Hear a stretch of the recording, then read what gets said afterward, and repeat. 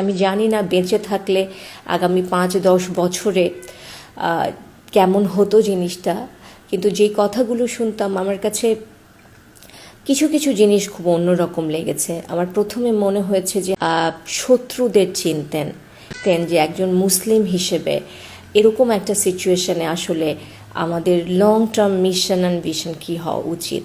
আমি একটা পার্টিকুলার ভিডিওর কথা বলতে পারি যেটা আমাকে আমাকে আমাকে আমার ভীষণ ভালো লেগেছে, যে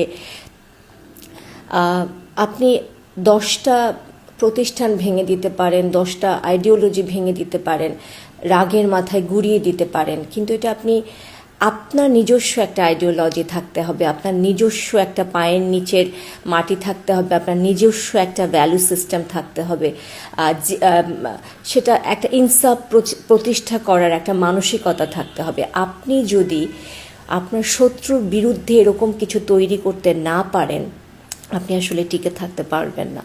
একটা রুমের ভেতরে আপনি যদি আরবি জানেন, তাহলে এমনভাবে আরবিটা বলেন যেন এই রুমে আপনার চেয়ে ভালো আরবি কেউ বলবে না। আপনি যদি ভালো ইংলিশ বলেন, এমনভাবে বলেন যাতে এই রুমে আপনার চেয়ে ভালো ইংলিশ কেউ বলবে না।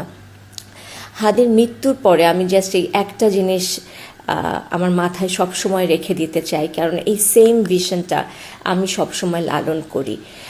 আমার নিজের কাছেও সবসময় এক্স্যাক্টলি এই জিনিসটাই মনে হতো যে আমরা এই জিনিসটা বুঝি কি না, যে আমরা প্রত্যেকে এক একটা প্যাসিভ রোল প্লে করি।